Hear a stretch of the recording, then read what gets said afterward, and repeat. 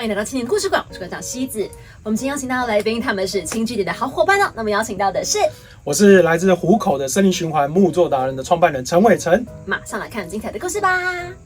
教育部青年发展署为强化前端在地发展人才的价值培育，招募在地青年行动家，成立轻据点，协助青年们从体验在地、理念建立到实际运作，启发青年对在地的关心，也引导他们有参与地方发展的可能性。这次来到青年故事馆的是森林循环碳经济创生有限公司 ReWood 团队的负责人陈伟成。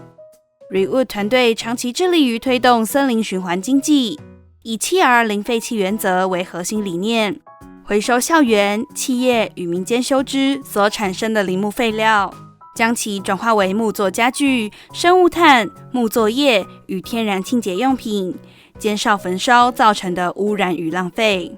在参与轻据点计划的过程中， ReWood 开设了多元、丰富且深入的课程，如森林美学与木艺创作、森林副产品的 N00种想象、探索山林的秘密等，致力于融合森林资源应用、木艺创作与生态走读等，从实作到疗愈体验，引导学员培养永续思维与创新行动力，也期待未来更多青年能投入永续行动，为环境创造美好的改变。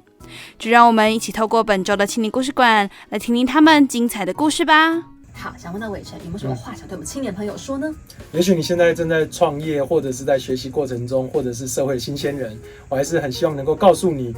这条路很漫长，永远不会迟到，永远不会选错，爱你所选，选你所爱的，然后一步一步的去实现，我相信会有很棒的结果。天哪，好疗愈哦！我跟你们说，这集真的非常非常非常非常精彩，在7月23号星期三晚上7点05分准时会跟大家共同见，到时候不见不散啦，拜拜。我觉得很棒我这2年做了轻据点这个计划，我遇到了非常多同学，我觉得他们的创造力跟想象力都好丰富。去年参加的同学，他们今年回来成为我们的蹲点实习生，然后他有一个目标，他想要做一本童书，把 ReWood 的故事呢再向下扎根。他仰赖的是图像，仰赖的是这整个循环台湾的动物的一个样貌，树木的样貌，然后透过循环之后变成我们想象中 ReWood 的模式。我觉得这创意太棒。那我的角色就是希望能够在他蹲点实习的这个时段，让他可能成为他未来创业的一